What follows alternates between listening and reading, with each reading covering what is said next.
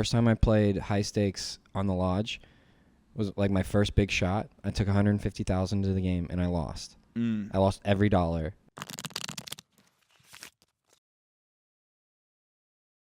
Welcome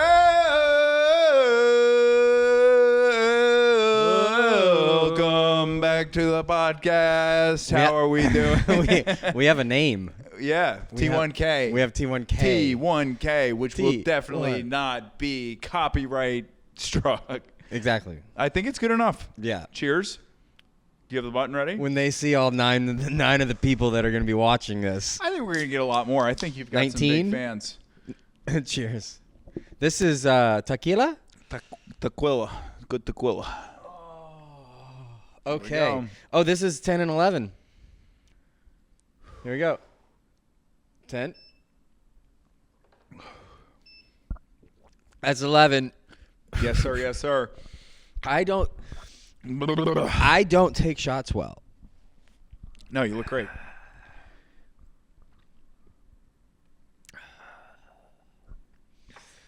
You know what I have noticed? I don't take them well. I've been watching a lot of your content. You've been watching me? I've been watching you, which is, it is weird to go like, I've had some people that I've gone from being like parasocial relationship back to social, right? Yeah. But with you, I went social to parasocial. You know what I mean? Yeah, I didn't post any content when we met. Yeah, so I was your friend first, and then I became a fan of you, which is I've never had it go in that direction before, which is cool. Really? Yeah.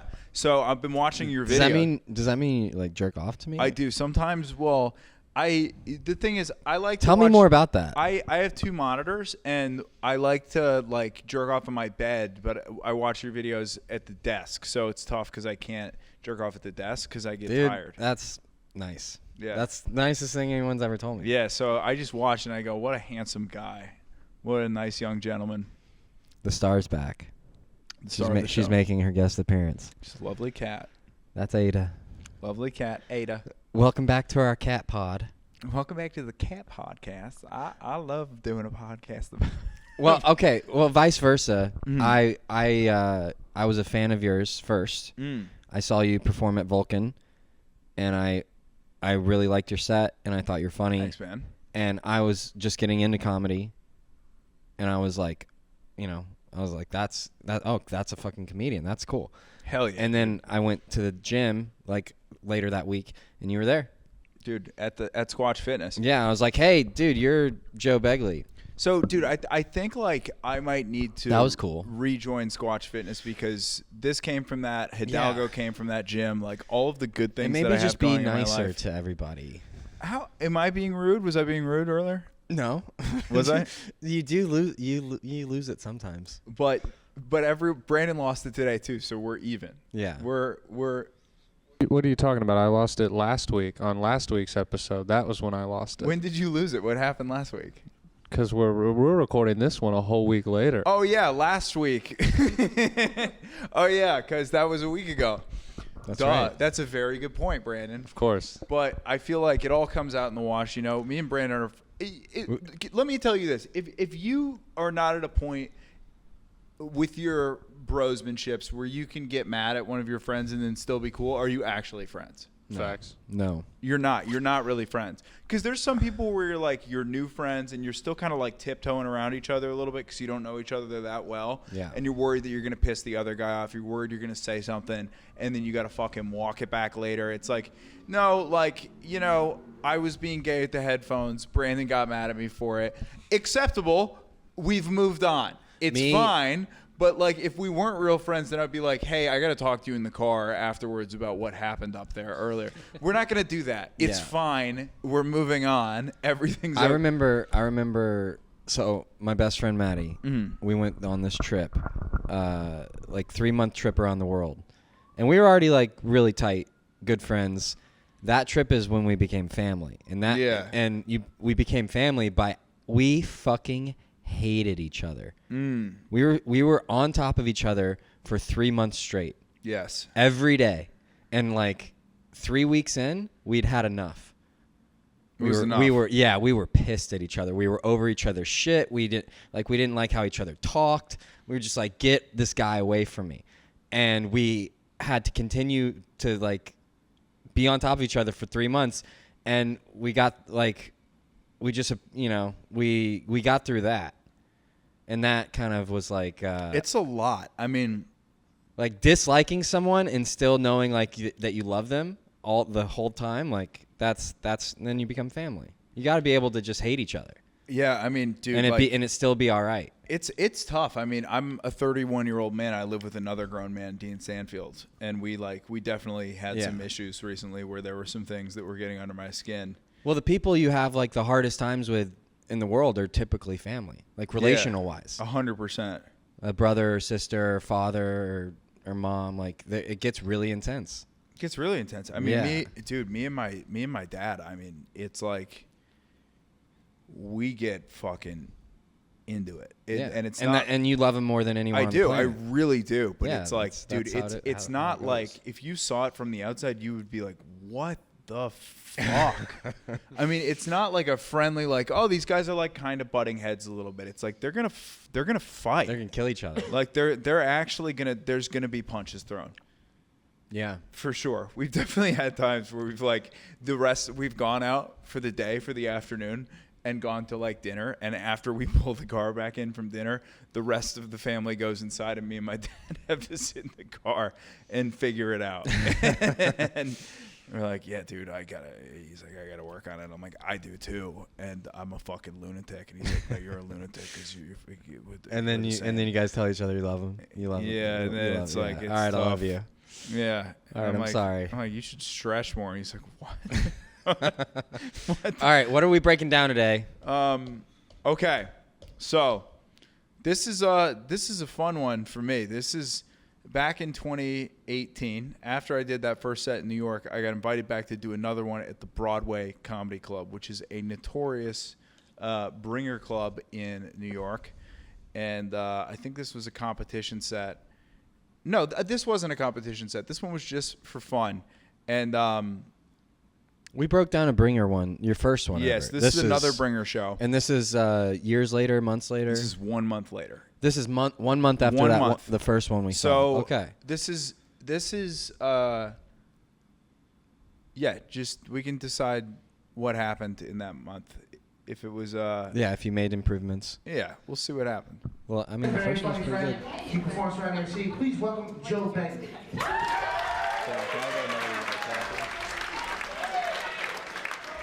Broadway Comedy Club, what the fuck is up? The what the fuck is up is classic. Have you guys ever said good morning to somebody at the liquor store?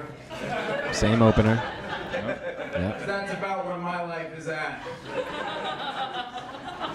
You know, when I was in college, I used to be all fired up about drinking. I used to be excited. I used to be like, bro, I can drink 12 beers and not even get a buzz. Now I'm like, bro, I drink 12 beers and I don't even get a buzz anymore.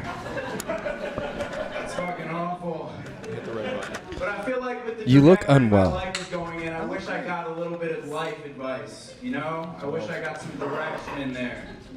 Here's a piece of life advice I wish I got about a week ago. Joe, do not add your parents on Snapchat. Because you are going to send them a dick pic. This is word for word. Entitled First Thinking two. of You. We'll see if any new bits come in. It's gonna happen. I'm glad to see you somehow got a worse photographer in this video. It's more out of focus. It's more poorly lit. You're not getting sunshine at this point in your life, are you? No, it's fucking. It's March in New England. You're pale as a ghost. March in New York City, you don't get any sun. But I will say this. Very good point, Brandon. Also, after bringing 12 people to the show and making them pay for tickets and drinks, the club tried to sell me this tape for $20. And I said, no, please give it to me for free. And I think they did give it to me for free. Cool. But I stood up for myself. Hell yeah.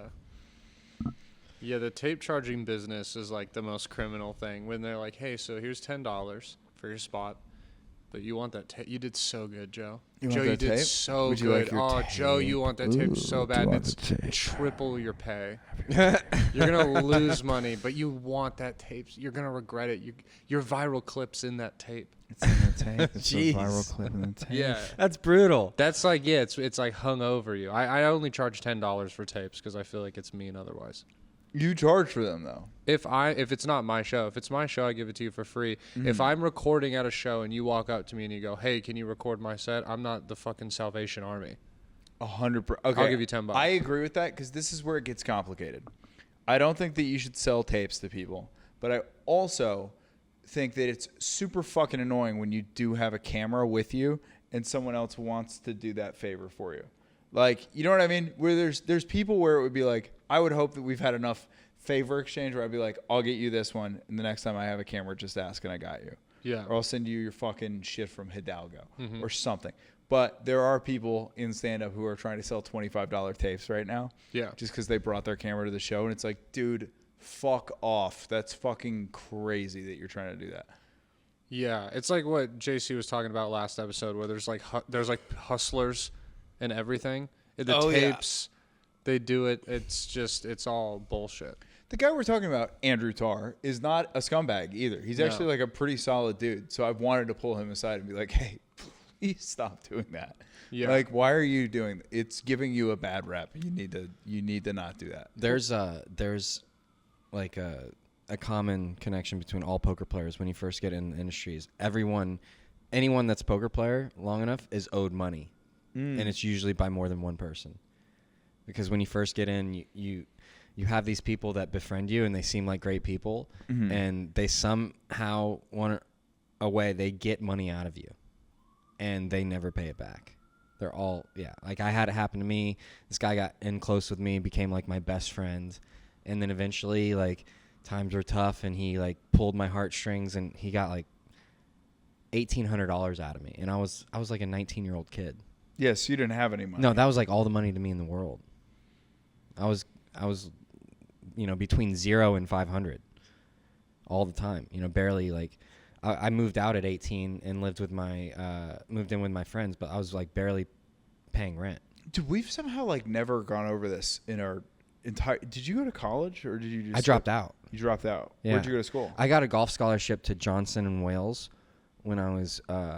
Okay, we have gone over this because I remember hearing Johnson and Wales. I moved to North Miami and I did like half of a semester there and hated the program. Isn't Johnson and Wales in Rhode Island? It's in Rhode Island and it's in North Miami. There's two campuses. It's like a business and culinary school, but they have a wild combo NAIA Division I golf team that is pretty good. And I got a scholarship offer, so I took it because all the big D1 schools kind of went away when I started playing poorly as I got older. I didn't. I hated it, and I was already like starting to fall in love with poker, and all I wanted to do was play poker, and so like I was miserable on the golf course. And then I dropped out, moved back home, went to community college for 2 semesters, and then dropped out of that. Moved in with buddies, got a scooter, like a moped kind of thing. Would drive that around to save money and work at restaurants. Went to the beach all the time. And so played when poker. you dropped out, were you going like, "There's a plan"? I feel like I'm going somewhere. Where you I was like I'm going to be a professional poker player one day. That was the plan. Yeah. And was it like from the people in your life? Was it the same reaction that I got when I started stand-up? Where they're like, "What?" Like I didn't tell everyone. Yeah. Like I was telling people close to me, like I'm going to play poker one day for a living and stuff like that, but I don't know, it's a pipe dream. So it's a pipe dream, but this is one thing that I remember hearing in the War of Art. And so like I guess it kind of applies here, because in the War of Art they talk about day jobs. And the author goes like, look, in just about any art form, there's going to be a lot of people that are going to come up to you and they're going to be like, "Hey, it's about time like you quit your day job, get into this, go all out, go all in." And he talks about it and he goes, that's kind of really bad advice, because in the early stages of any career, you should be trying to maximize your time. You don't have the skills and you will lose money at it.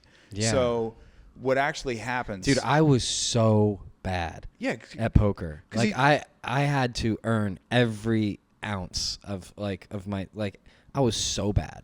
I had no natural ability. I just loved playing the game. And I didn't know how to study it. And all I did was I found 2 guys that were like doing better than me, and I started asking them questions. Yeah. But like early on, he goes, dude, basically what's going to happen is if you go all in too early and you stop working and you start burning boats and you start going like, this is my only source of income. You're going to drown. You're going to drown really quick. And so he goes, it's actually important to try to find a day job that is engaging, requires the least amount of hours. And so, like, at that point in your life, you're 19, you're only doing poker. How the fuck did you pull that off? The important part is always to just be okay with where you're at and not want to be somewhere different. Like, when I was 19, I knew I was learning. And I knew if I did this for years and years and years, I could get good at it because I did it with golf. So how do you solve the bankroll problem then? Were you working like a job on the side? You just play when you can. You play as small as possible. And you try to run it up, and going broke is just a natural part of it. There's lessons to learn from going broke. And I continued to learn them till I was like fucking late in my 20s. I continue to make mistakes because then like you have success and your ego blows up and you think you're better than you are, and then you play way outside your means and you get crushed again.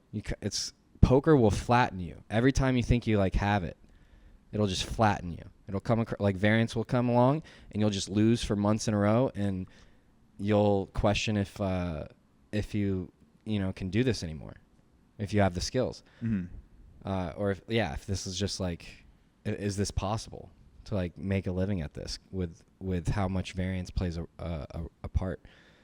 But yeah, like since I don't think I really had, I might have had like a few months here or there where I lost faith, but then I my love for the game kept me going back, and then I would regain confidence, and then finally having some success at like 24, 25, like 6-7 years in. 7 seems to be the number in a lot of different things. Yeah, 7 years in is when I had some validation of like my skill. But again, it's just accepting where you're at and not wanting to like be in a different spot. Like if you're 5 years in and you're not getting what you want out of it, then you're not wanting the right things. No, I mean, I think for me the path was a little bit more different, where like I got a lot of validation up front. Between 2 years in and 3 years in, I got about as much validation as you could ask for. Like I got to open up for people that were my idols. I had a clip that was the #1 stand-up clip on TikTok of the fucking year. I'm like, I'm the man.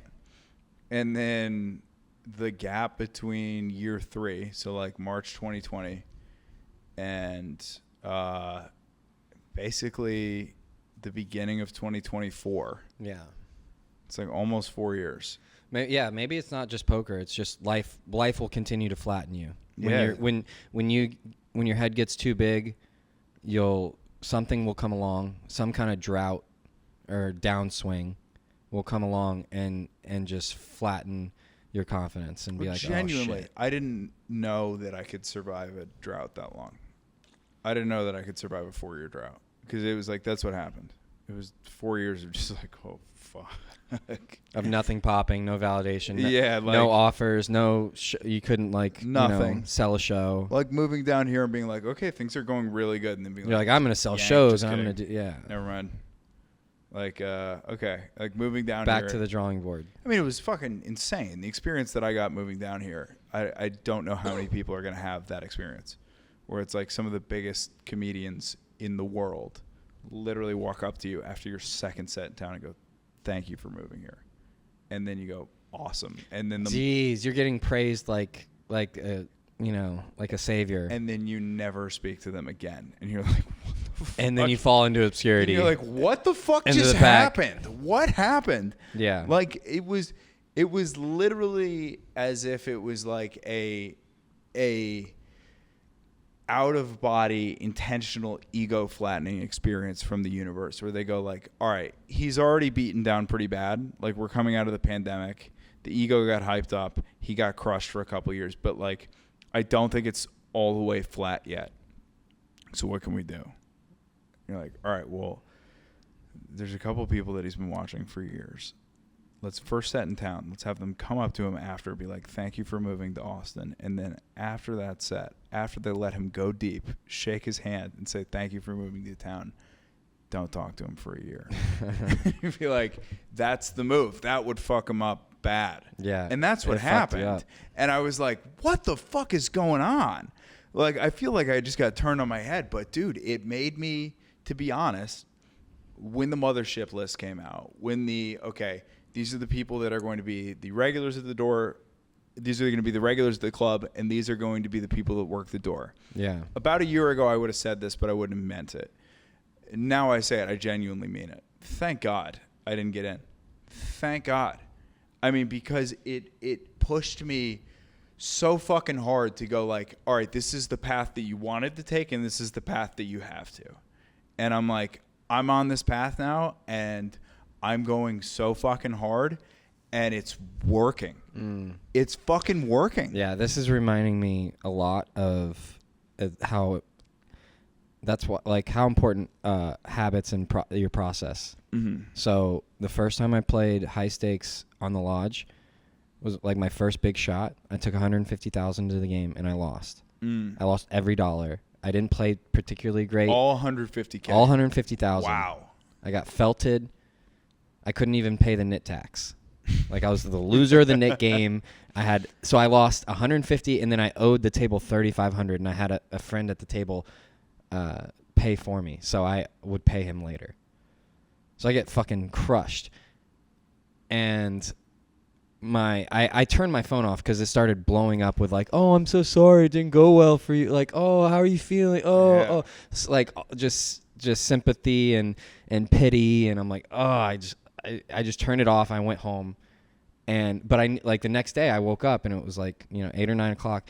Went straight to the gym, straight to the ice bath, and I remember being like going in there. I'm like, oh well, like it doesn't matter. Like I have to wake up every day. I have to go to the gym. I have to work on myself. Like nothing changes. Mm-hmm. Like I just got crushed. So what? I have to keep, like, this is the process. This is what I'm doing every day, no matter win or lose. And that's like, you just have that. It's like a pillar in your life where if it's going bad or it doesn't matter. You have to wake up. You have to go to the gym. Yeah. And I think that's like, you have to do the hard shit. Work on keep getting, but like it's a pillar and it doesn't matter, dude. Like, what's happening around it. Genuinely Genuinely where I'm at right now, which is like I've gotten to this point where every morning, no matter what, 5-6 days a week, when I wake up, make the bed, pull the blinds up so we got the sunlight in there, and then I just look at my phone to make sure there's no urgent fires that I need to put up. No one's dead. There's nothing that like needs to get fixed. I do that. I take a notebook. I walk to the buzz mill, and I just sit there it's for a routine. An hour it's or a routine. Two. And I'm just like, all right, if I get interrupted by conversation, that's fine, but I'm not going to get interrupted by my phone or my laptop. I'm here. I'm looking at this, and it's like, okay, the difference between me then and me now is in 2022, 2023, all this shit happens, and what happens, I go off the rails, you know? Like you did. I bet you did not have a routine. I collapsed. I just fucking collapsed. I still went to the gym. Great. But like for stand-up, did I write every day? No. You probably became hectic and manic and partied and... Yeah, I became fucking insane. And now it's like, okay, we have a great set last night. Awesome. The night before that was 3 nights before that was the set good? No. Still keep going. Yeah. Like there's still like boxes you got to check. That saying people like act as if. So that's what I'm working on. What I've been working on for years is like no matter the results, you just act as if like you are the professional poker player, you are the professional comedian, or you like if everything was going perfect and you were crushing, like what habits would produce that? What routine would produce that? So then you just stick to those no matter what, no matter the results, and eventually the results come. So like if you just act as if everything's like, you know, does that make sense? Yeah, it makes perfect sense. Okay. You act as if you're on the path. Like you act as if you're you act as if you're winning. And so like let me ask you this, right? Yeah, like if that session would have gone great, it would have been a lot easier to wake up and have a great day and knock out like my to-do list and my shit and training. So let me ask you this, right? You're in the midst of a nut kick. It's not the biggest nut kick of your entire life, but it's a nut kick nonetheless. Yeah. Like lost a little bit of money. Yeah. How do you act as if? Yeah, same thing. You wake up the next day and you go get your shit done. Just do it. Yeah. Just go fuck it. Yeah.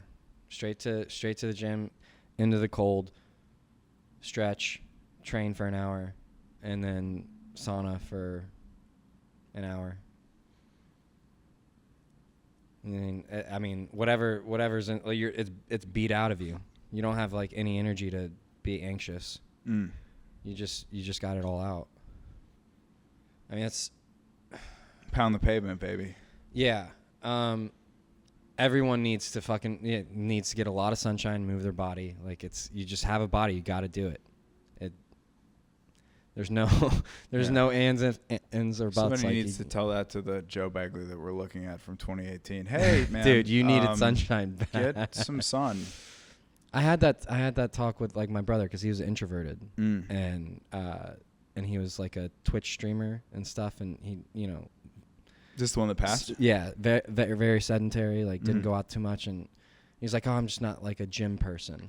And it's like, it's you. Well, you gotta be, man. You're a human being. You have a body. You gotta move it. It doesn't matter. Like you just gotta get out there. Yeah, I mean, I suppose like you should be. We talk about like gratitude and shit. It's like you should be grateful that you're a person that wants to move. You know what I mean? Or that you're like, okay, I wake up every day. I want to go.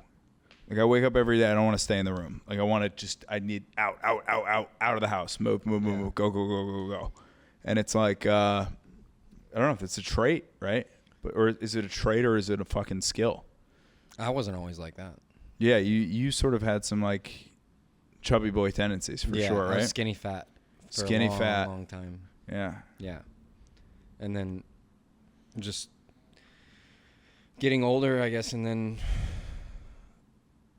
having enough feeling like shit, it just wasn't just wasn't up to my expectations of who I was, and had to fucking change. Torpedo. What how far are we into this set? We are a minute and 14 seconds. Jesus Christ. We went on a little tangent. Here we go. Let her rip. About nothing. I and Dan are just one letter away. Sickly boy. But even though I'm kind of fucking up, I don't hate everything. There are 200,000 people in this country that fucking hate everything, man. And those are the people that signed up to go to Mars. What do you think I weigh in this clip? 139. I'm at a point in my life where I'm like, fuck this city, I gotta get out. And like, fuck this state, I gotta get out. I've even said, fuck the country, I gotta get out. But at no point have I been like, fuck Earth. Yeah. Fuck you, dude. Don't do that to me. Environment for life in the universe. I straightened my hair before this show, and I'm glad I did. I think it looks excellent. You straighten it with a... I do love this country. I love it a lot. And the other day I was passing through Vermont, and I stopped at Nancy's Video and Ammunition. It's a real place. This is the same set we're reviewing. Because there's no other place that Let me ask you this. Do you think I improved or worsened in 1 month? I think it's slightly better. Like stage presence. I'm having fun. I'm having a good time. I think I look and feel looser. Yeah. When I'm looking at it, I'm like, this is a noticeable. Yeah. You don't look like the same person right now. Really? Yeah. You don't think so? No. No. In a good way or a bad way?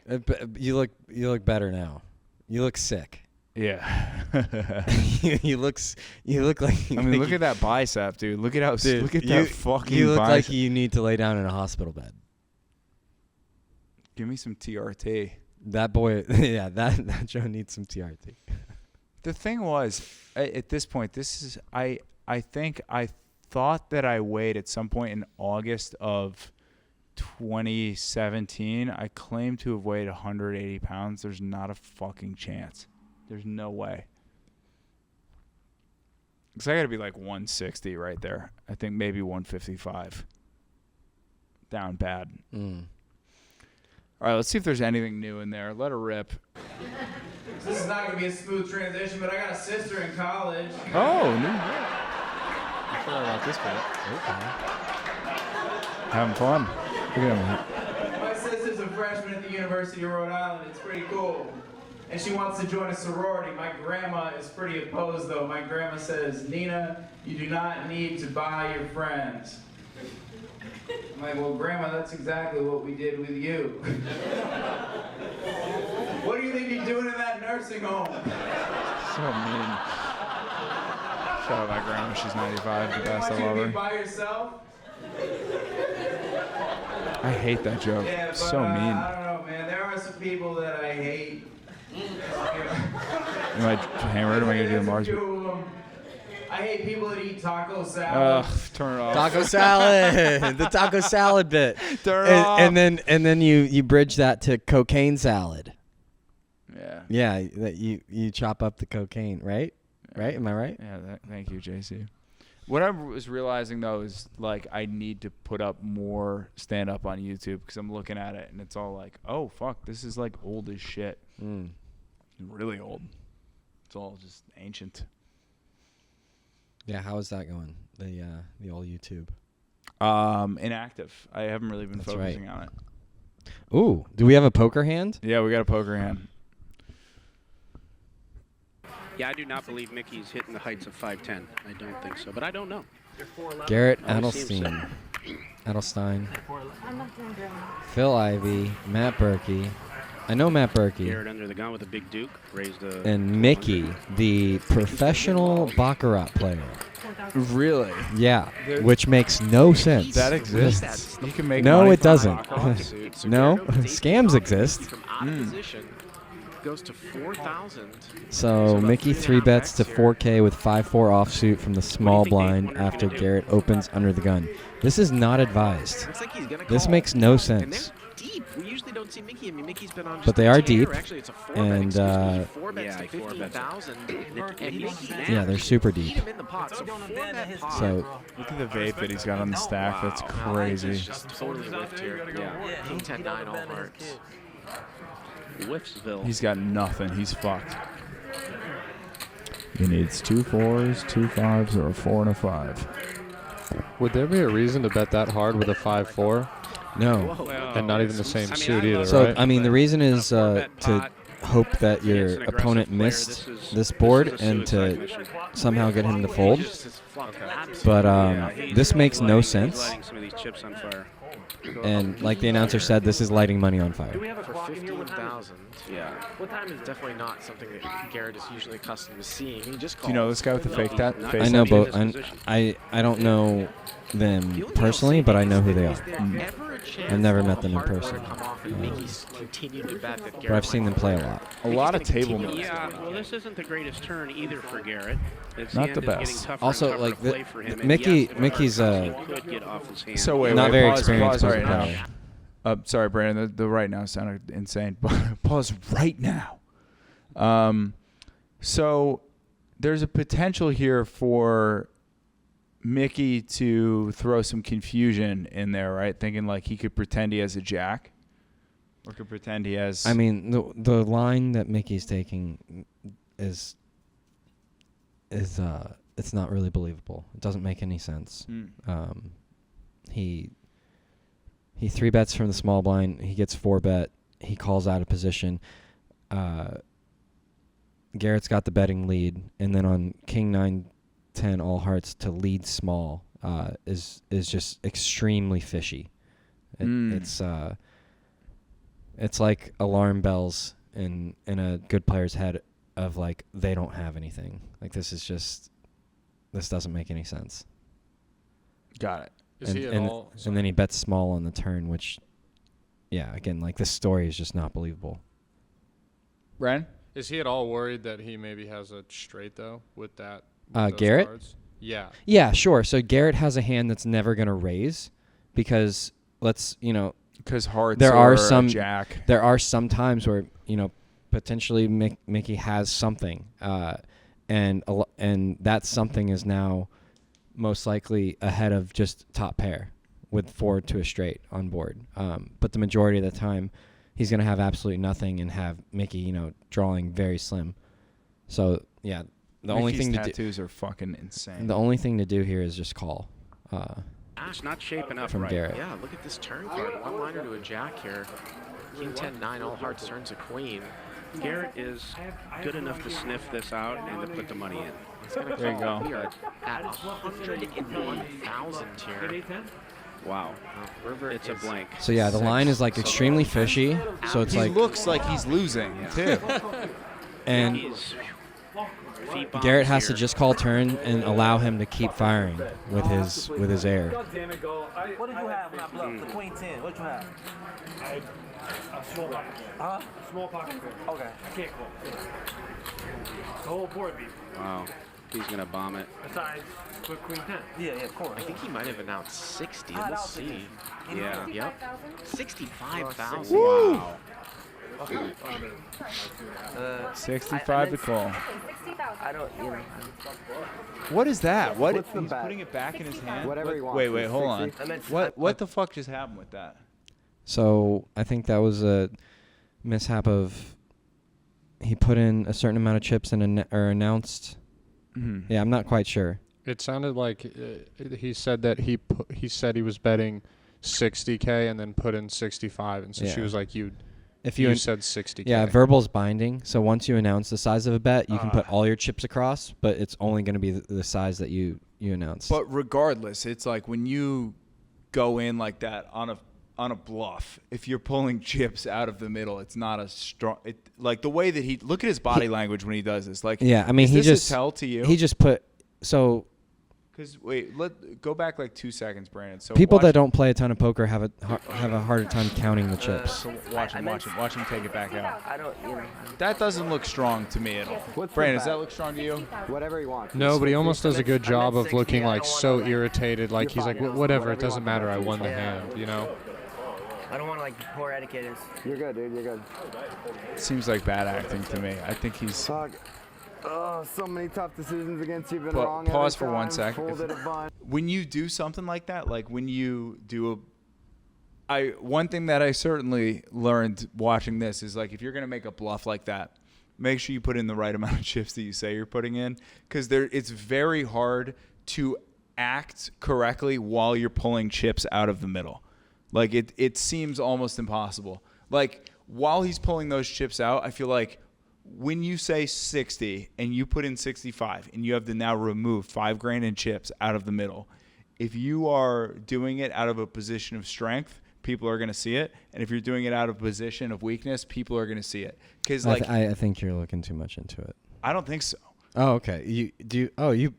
I forgot Joe Begley's the pro poker player. What? I'm not allowed to disagree every once in a while because I'm seeing fucking weakness there. I'm just I don't saying know. I've played with amazing players that are autistic that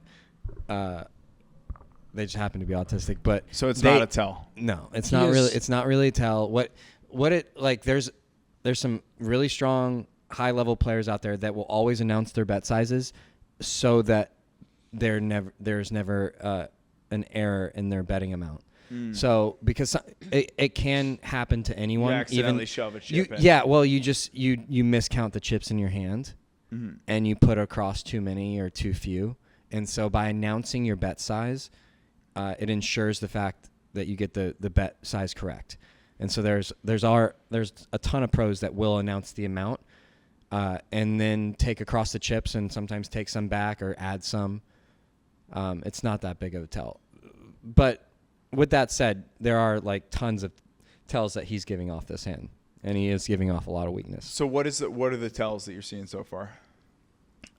Just the body language and I mean the line is just super weak. Bet like leading small into a 4-better and then leading small again on turn. Like it's just Strange. It's very strange. All right. And Colvin was wrong. Fucking such brutal. Obviously, it's way easier to Let it out, Garrett. Why do I think he's going to watch with the cards face up. You know, that's why Garrett's in a hard spot. It's different when you're actually in a game. But he's got a pair of kings, but he can get, you know, he's still looking at it going, some dicey shit could go down right now. Yeah, a lot of time chips might be going in here. This is a really thin line here. Yeah, he really can't beat anything. Would Mickey ever play a flop flush like this? Would he ever play just a jack like this? Remember, it's a 4-bet pot. He 3-bet out of the small blind, and Garrett 4-bet, and he snap called. Oh, he's going to try to vape his way to a fold. You got it again, huh? Fuck, dude. Every time you've had it against me. I feel like you got it again. Yes, everybody. That doesn't mean he's folding. Sometimes he switches gears right in the middle of the game. Man, he might be leaning that way, though. He doesn't look happy about this. I mean, like, it seems easy to figure out what they've got, just being an outsider looking at this. Yeah, and it's not your money. And it's not your money, but, like, if the cards are not shown right there and you're looking at this guy, this weakness, you could be like, he's feigning weakness, and maybe he went in small for... Well, I mean, you'd have to do a side-by-side of his body language when he has it and see if there's any differences. Can you do that in your head, like the side-by-sides? You just kind of pay attention, sure. And over time, when you play with the same people, you kind of pick up small tendencies. Well, Garrett is the master of making the right decision. And 60,000 isn't going to change his life. He's just trying to make the best decision as a competitor.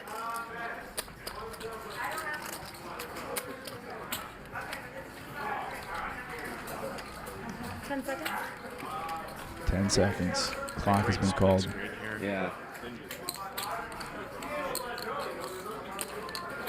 Guess I'll fold. Oh, no. Oh, he got him. Mickey, show it, baby. Oh, no. Oh, man. Oh. Mickey, nice. And he shows him. Oh, that hurts. That's going to leave a mark. Phase 2 or 1? Nice hand, man. Wow, Mickey tricky. This guy's stepping all over his escape. Garrett is very disappointed in the fact he made the wrong decision. I know him You want well. me to show? You could. Yeah. All right. Did you want me to show? That's fucking brutal. Yeah, I would love to play with Mickey one day. That'd be great. Is he a fish? Yeah. Really? Yeah. So how does he work his way into this type of table? Does he just have a lot of money? I mean, I know the scam he was running in Baccarat. Really? What was the scam? He's a professional Baccarat player and will gamble for you. So he has like these influencers or rich people that give him money to play Bac. And then when he wins, this is allegedly, I don't know. He takes the cut. When he loses, he doesn't. But so how the whole scam works is when you win, you split the profits 50-50, and when you lose, it's on the investor. So you can't. You're free rolling. Lose. You can't lose. Crazy. There's a guy that was selling sports picks in Vegas. They do the same thing. They're sports geniuses, and they know who's going to win the game, and their picks are the best in the world. And for 50% commission, they'll give them to you. Jesus. So they're true scam artists. It's a complete scam. It's like, all right, they convince these guys like we have the answers, and they get them to bet. All right, I think you should bet 50,000 on this game. And then if they win, their commission is, whatever, 20, 30, 40, 50, even up to 50%. Mm-hmm. And if they lose, that's, they don't lose. We're selling you these picks. It's a complete scam. If they had that information, they would never sell it. They would just put the bets in themselves. There are professional sports bettors out there. They don't sell the picks. They bet them. They find a way to get action on it themselves. If they're selling it to other people, then they're charlatans. Got it. No one that knows how to do it would sell that information. So how do you feel about sports betting in like all these DraftKings and all that shit that's going on right now? They're selling crack to crackheads. and it's gambling, and you can't win. They're charging 10% up to 15-20% juice, and I mean it's breaking everyone. So a 10 to 15% vig, compare that to Vegas. Is that like pretty much spot on with what you pay at a sports hall in Vegas? No, sports books are pretty much the same nationwide. Okay. So like the lines that DraftKings uses and FanDuel and Caesars and MGM, they're all they come from the same places. The lines might vary very minutely, like small differences, but in general they're all using the same, pretty much the same lines. Got it. So, like, if you're actually betting these straight up coin flip odds, right? Like, or if you're taking any bet that you can find on a DraftKings or an MGM, it's almost impossible to beat the house in the long run. It is impossible unless you have sharp information. So unless you're beating the lines, if you're paying 10% on your losses, in the long run, you're going to get absolutely crushed. So what would you define as like sharp information? Something like Antonio, I was going to say Antonio Brown, but long gone. Like, that opening day, the Patriots, Stephon Diggs, that ACL from last season is actually torn, and he's not really fully ready to rip. You've got inside line. That would be considered sharp information. Stuff that like Vegas hasn't even considered. I mean, typically how the sharps work is they have models that are better defined as or that work better than the Vegas models. Mm-hmm. So they have computer algorithms that produce lines for games, and then what they do is when Vegas comes out with their line, they cross-reference with their lines. And if, let's say, what are we in, NBA? Yeah, NBA playoffs NBA right and NHL playoffs. Okay, so let's say the Sharps model came out. Which are actually, NBA playoffs are in the second round right now. Okay, so the NBA playoffs are happening at some point somewhere right now. And the Celtics are still in and doing great. Okay, so. Sorry, I didn't say that. No, that's fuck. Okay, sorry, go on, please. It's okay. So the Sharps model that their algorithms will say the Warriors are +1 tonight or whatever, and then Vegas they'll post their lines and it'll be like +3. Mm-hmm. So they're +2.5. So what the Sharps do is they rush to fill all their accounts with as many bets at Warriors +2.5 or +3 as possible, because they know that the true line should be closer to +1. And if you do that enough, in the long run, you're going to crush. And this is why statistically, like the Super Bowl and college football national championship are some of the hardest events to bet, right? Because the bigger the event, the harder it is to. Yeah. Because the more and more of these sharps attack the line, the more that moves to the accurate reality of what the line should be. Yeah, there's so But much. if you're betting like Yugoslavian women's water polo national championship, some of the most. A little easier. I think some of the most profitable sports for sharp action is like college basketball. Over-unders and college basketball games, because there's a lot of finagling that goes on in the college ranks with bribery and thrown games and then there's a lot of insider information that you can get, I think, too. Yeah, because there's like I'm sure with the Super Bowl, Vegas is studying and if there's, let's say last year, there's some rumblings of Saquon Barkley. By the way, Super Bowl, congratulations, Brandon Legendre. Go Birds. Yeah, I was connected to like a syndicate or like a group back in the day where like for I think like 8 or 9 years ago we bet college basketball over-unders and quarters and stuff, and we lost our ass, but like we had an edge. In long term, they're gonna crush. So look, it's the most profitable sport to bet on, college basketball, NBA. So I'm not 100% sure on this, but this is sort of my thought process on this. The NHL is, I guess, extremely hard to bet because the lines are tough to hit in terms of like a plus-minus advantage because of empty netters at the end of the game.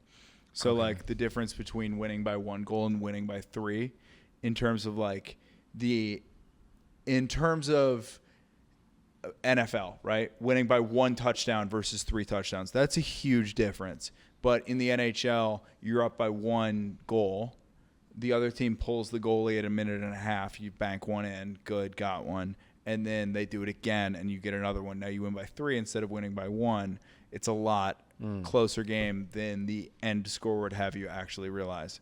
And with basketball, I guess it probably – there's that variance that comes in at the end, right, with like foul shots. I guess that could happen, right, where like you've got a team that's up by 5, the other team starts fouling, all of a sudden you win by 10 at the end. But that's not as big of a difference as the other one. Yeah. What do we have here? Figure we could break down one more clip and wrap the pot up here. Let's do it. All right. Is this from the same stream? What it looks like. The first one gets me hyped up.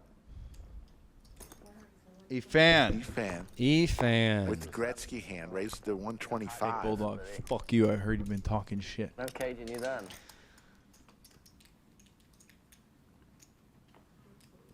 I mean, you've earned it. Go have a couple of drinks. You know, you put it barely down. Why is Jungle Man always getting a massage? Yeah, exactly.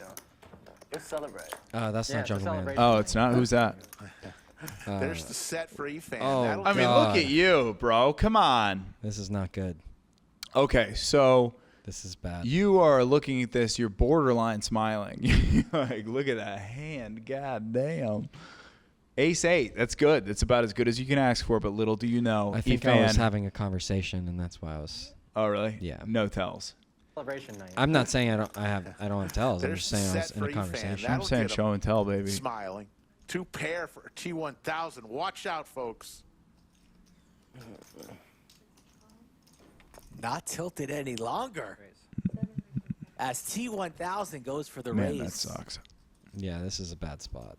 Round 2, perhaps going to the 1 seat. By the way, pause for 1 second. The Lodge assembled a 6-video series of T1000's best hand, and they put this in there. You put his fucking hey Lodge, you keep throwing these fucking bad beats in there, guys. What the hell? It's not nice. They can't all be bangers. Tonight, but this is not on you. The fuck, Doug? Because what all you're hoping, I mean, if you could see the cards, your only hope here is what, a full house? An ace. Okay. Yeah, if I hit an 8, I still lose. Okay. Round 3, folks, so nobody hit and run this stream. Like and subscribe to all videos and channels. E-Fan 3 bets to 2,300. T1000 takes a sip of Modelo. The 2 pair going nowhere. Yeah, fold to Matt. Which I'm not surprised. Drawing to 2 remaining aces. Definitely not reading the comments today. And stuffs it. Oh, my goodness. Oh, my goodness. Snap call from E-Fan. We're going to be, how many times are we running it? Oh, wow. Look at that. Ace, Flips please. it over. 9 is popular today. Flips it over with the It's smirk. Did you see popular that quick today. smirk there from E-Fan? E-Fam. Best. That's a fun. T1000, they're going to run it twice. 2 turns, 2 rivers, looking for an ace. Oh. I need an ace. There are 2 available. If an ace comes, this man is going through the roof. First one goes to E-Fan. Straight to the moon. Fuck you, E-Fam. If I only call you without something, I didn't want to. I want to protect you. That's why I 3-bet. Comes the victory lap. Backdoor hearts, you know. E-Fam's funny. Oh, no, after just Yeah, he has the best needles. Just heard that if I was. He's a good noodler, dude. Can noodle these noodles, please. Ooh. No spade. Second board incoming. I need an ace. That's a pretty good turn. Damn. Looking for an ace from space to chop. That was a really fun hand to break down. Thanks, The guys. smile is back. Hey, Let's don't just get it all in and be dead. Don't blame me. Call whoever Doug's Polk's social media intern to put this in the fucking folder, okay? I don't know who did this to us. No, I should have There's- just called. There's really nothing, like, is there anything you could have done better in that, or is that just like... Yeah, I think I probably overplayed my Kinda- hand a bit. I could have played a little slower. Should we just let this one rip? I kind of like this guy. I kind of like just calling. This might have been before. Who's this? We don't know who this guy is. This guy could be anyone. Let's let it rip.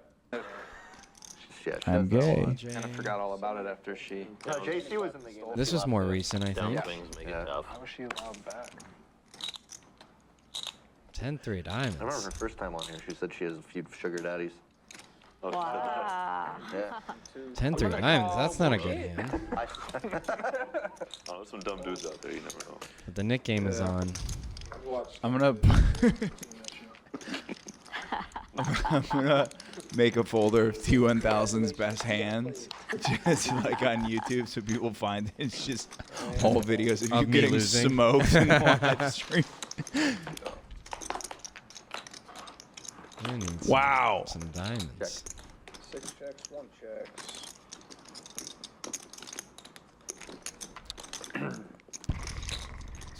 Oh, you should bet there. Oh.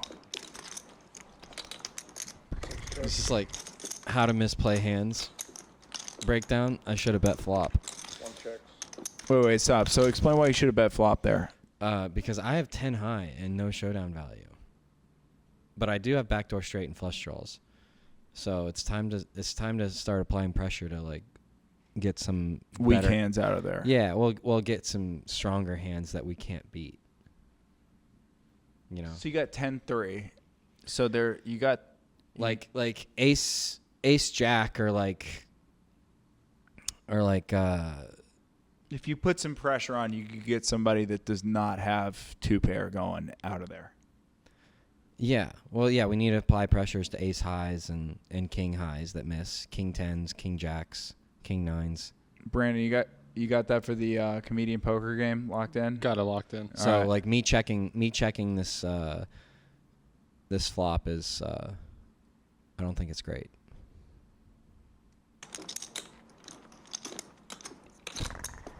I mean, I might check an 8.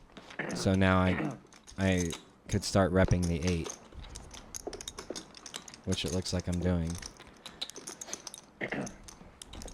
And there are some top pairs that I check. I'm constantly having to look for the button. Where is it at? These are huge. Okay. 2-pair clubs. Crypto Max well in the lead here. T1000 a little bit tilted after paying off TJ there after his busted open ender. So what do you think you should do here? What's the move? Bet big. Bet big. Yeah. Push him. I gotta bet big. He's got a weak pair, weak 2-pair. Fire him up. Make him think you got that queen. And usually does need to do so. He's going to go big. There we go. Massive Get the banana chips overbet. out. You're so annoying. You're so annoying. Snap call. Oh! 8's good. Oh my goodness. I'd go up an 8. Announces 8, but it's 10 high at 84.75. The snap call. Wow, you guys. No, I wasn't. I knew he was going to fire fucking... C2. Max is funny, man. Yeah, Max loves to spaz out to me. Well, I don't know who put this. Whoever. Rightfully so, because I had 10 high. Whoever at the lodge decided to assemble this folder. I don't know what you're doing. T1000's worst hands. Hey, this is nice. Nice. I like that we're sitting here together watching the best poker hands you've ever played. This is the best poker I've played in my life. This is as good as you can do. This is And as good as it gets. To be honest, I'm very proud. I think you did It's a good enough. job, buddy. I'm enough. Keep going. I'm You are enough. enough. You're beautiful exactly the way you are. Thank you. All right. We out of here?